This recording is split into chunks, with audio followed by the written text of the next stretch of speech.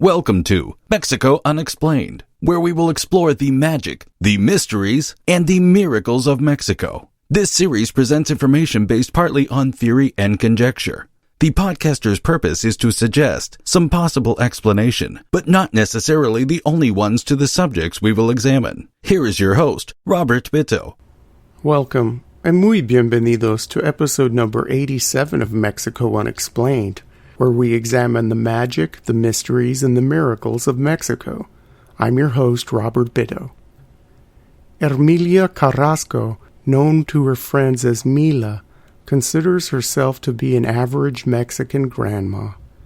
She lives in a modest home in the Nuevas Colonias district in the city of Monterrey, the capital of the Mexican state of Nuevo León, and the third largest city in Mexico. Ermilia has maintained her humble composure in the face of perhaps hundreds of interviews since the late 1990s. For nearly 20 years, the Señora's home has been visited by tens of thousands of people, including documentary filmmakers from as far away as Australia and Japan, who have hoped to catch glimpses of the various miracles said to take place on her humble premises. The focal point in Mila's home is a curious image familiar to Catholics around the world. It's a standard depiction of the Madonna and Child, known to English speakers as Our Lady Help of Christians, or to Spanish speakers as Nuestra Señora María Auxiliadora. In Mexico, she is also sometimes called La Virgen de Noche, or the Virgin of the Night. The image, measuring about 18 inches across, is a print on sturdy cardboard and is sandwiched between two pieces of glass. While many Mexicans have similar mass-produced icons in their homes, this one is notorious because the Virgin cries. Not only does she cries on a daily basis. She cries in front of people and on camera. Those who have witnessed this phenomenon leave the Carrasco home incredibly moved, with no worldly explanation to describe what they have witnessed. Many visitors have also told of other small miracles occurring in the modest house in Monterrey. Ermilia Carrasco received the image now known as the Weeping Virgin, or La Virgen que Llora, from a man named Father Renzo, a member of the Catholic Order of Salesians based in Cochabamba, Bolivia. Father Renzo was in Monterrey in the late 1990s for a conference, and while there he gave away dozens of images of Mary Help of Christians to parishioners after a visit to a local church. The Virgin is the protector and patroness of the Salesian order, and her veneration goes back to the Middle Ages. In the popular image, the Virgin is holding the Christ child, who has outstretched arms. Both mother and child are topped with bejeweled golden crowns, and their facial features are very soft and Northern European. In fact, the baby Jesus of this image, with his chubby cheeks and mid-length curly blonde hair, looks very similar to the American child actress Shirley Temple. This depiction of the Virgin has been historically venerated and called upon to ward off non-Christians who would cause harm, specifically Muslim invaders of Europe, and to protect against evil forces that would harm the Church or true Christian believers. This Marian devotion was particularly important to Father Don Bosco, who was later made a saint by the Catholic Church, who used this Virgin as the cornerstone of his founding of the Salesian congregation. The main shrine to Maria Auxiliadora is thus found in the northern Italian city of Turin, in the basilica there. The statue in Turin was even given a special canonical coronation by Pope Leo XIII in 1903. The Virgin is also venerated in the Eastern Orthodox Church.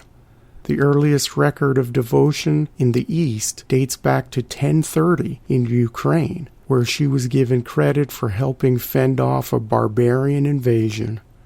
In spite of the deep history of the Virgin in Europe, and unlike Mexico's more homegrown Marian apparitions, the Virgin of Guadalupe, the Virgin of Zapopan, and the Virgin of San Juan de los Lagos, Mary, Help of Christians, has very little connection to Mexico.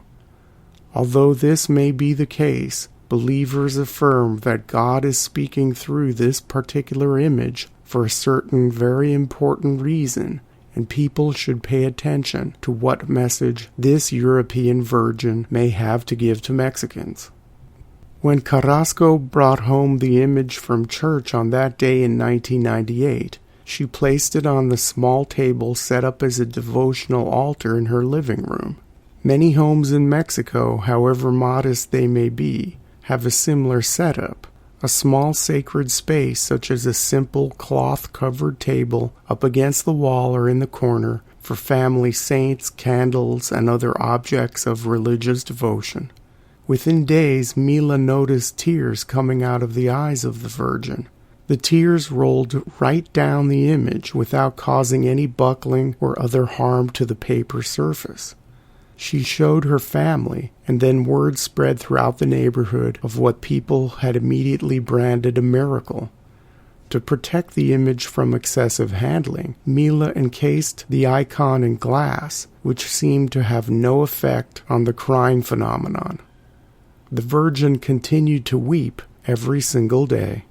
Within weeks, the story spread beyond her family, friends, and neighborhood, and people started to show up at the Carrasco's doorstep from other parts of Mexico, hoping to be able to ask the Virgin for assistance or intercession.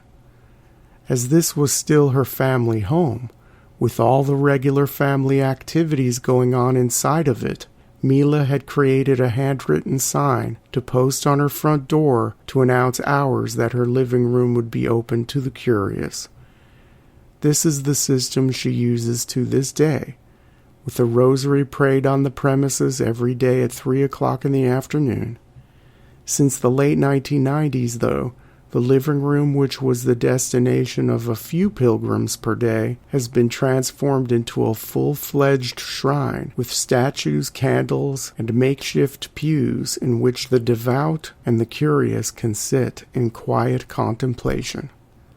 Not only has the scope of the shrine increased over time, so have the miracles associated with the Carrasco's former living room.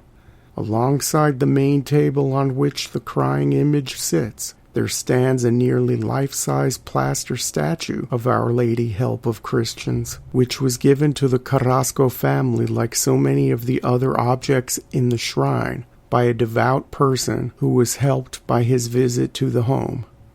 Within weeks of the statue's installation, it also began to cry. But the tears were not a salty liquid, as are the tears coming out of the original image. The statue's tears are an oily substance, and they only appear infrequently, not on a daily basis like the icon. Also, Mila received a wooden rosary from a pilgrim as a token of thanks, which also seems to be exhibiting unusual properties. The rosary was brought back from Rome in 2005 and was said to have been blessed by Pope John Paul II. During one of her 3 o'clock rosary prayer sessions, the rosary became sticky and then oily and began to give off a fragrant smell of roses. Since then, when handled, the rosary has also been seen to cry, even in front of cameras. The smell associated with the rosary has also been said to fill the shrine, even when no flowers are present. Many visitors do bring flowers to the shrine, which is part of another curious phenomenon in the Carrasco home. One day, while cleaning up the flower petals on the floor, a woman noticed what appeared to be an image of the Virgin of Guadalupe on one of the petals. Over the course of the next few weeks, more images appeared on other flowers too, notably the face of Christ and other likenesses of the Virgin of Guadalupe. A face of Christ even appeared on a tissue used to wipe away the tears of the main icon. Mila has saved all of these items and has displayed them for camera crews and the curious. Another unusual religious manifestation that happened in the Carrasco home occurred on the cement floor of the shrine itself. When cleaning the floor with a mop one day, sometime in the mid-2000s, Mila noticed a faint outline of the image of the Virgin of Guadalupe appearing when the floor was wet.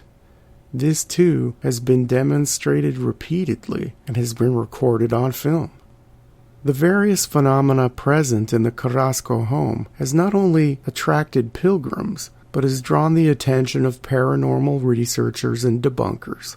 The image of the crying Virgin between the glass can be picked up and turned around and examined.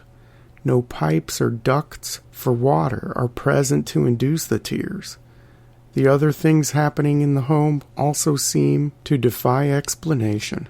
A paranormal research team from Australia speculated that there was something different about the location, that a paranormal phenomenon specific to the Carrasco's living room was causing all of the religious manifestations. The film crew making a documentary for Australian television even recorded noises and movement inside the shrine while there were no people present. Could all of the happenings in the Carrasco living room be the product of a spirit of some sort? What of the original icon? Have other people who received similar icons from the Bolivian priest in the late 1990s been experiencing similar things happening in their homes? The answer to this is no.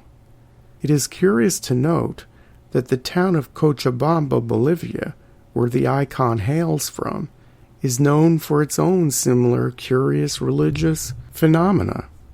Cochabamba is not only famous for having the tallest statue of Christ in the world, called Cristo de la Concordia, or the Christ of Peace.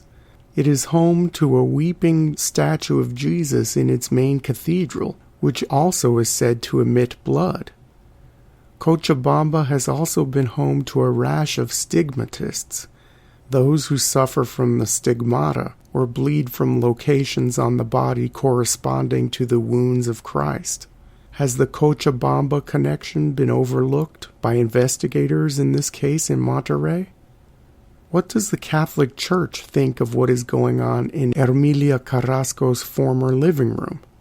The Church is taking this all very seriously. There are approximately 400 cases around the world of images of Mary in various forms, icons, statues, etc., shedding tears or bleeding. Many cases are swiftly debunked as hoaxes or explained away as the result of natural phenomena, such as accumulations of atmospheric moisture on statues. The Vatican has assigned a local priest to follow this case, Father Luis Eugenio Espinosa. Espinosa, who holds a doctorate in theology from the University of Louvain in Belgium, and who is a professor at the University of Monterrey, urges caution when investigating alleged miraculous phenomena. In an April 2016 interview with the Mexican publication La Crónica, Father Espinosa explained that the Church will wait several decades, usually 2 full generations, before it declares something like what is happening in Monterrey a miracle.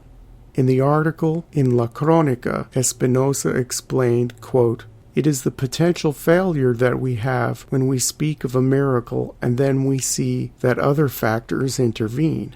We must know how to separate the supernatural, the inexplicable, from the miraculous. The true miracle always has its purpose to bring the faithful to the Church and to preach with good." End quote. For Monterrey resident Ivan Navarro, there is no doubt that the Virgin present in the Carrasco home has heard her prayers. On her visit to the shrine, she asked for her sister to hear from her nephew again. Her sister hadn't seen her son in 20 years and knew no news about him. While in Ivan's presence, the Virgin icon shed tears. When Yvonne returned home later that day, her daughter greeted her at the door to tell her the news that her sister finally had made contact with her son, who appeared at home earlier that day. Whether a paranormal phenomenon, the product of restless spirits, or a real dose of the divine, the Weeping Virgin of Monterrey has filled untold thousands with hope and continues to inspire a sense of wonder. Thank you once again for listening to another episode of Mexico Unexplained. Please remember to like and subscribe to us on YouTube and follow us on Twitter. Tell your friends by sharing these shows with others. Please go to our website, MexicoUnexplained.com, for references, illustrations, and for free access to transcripts of past shows. Visit Amazon.com to purchase the book Mexico Unexplained to get a hard copy of the magic, the mysteries, and the miracles of Mexico. We appreciate your kind attention once again. Until next time, thank you and gracias. Thank you for listening to another episode of Mexico Unexplained with host Robert Bitto. For show summary, relevant links and commentary, please check out our website at mexicounexplained.com. Like us on Facebook and be a part of the conversation. Adios and hasta la vista.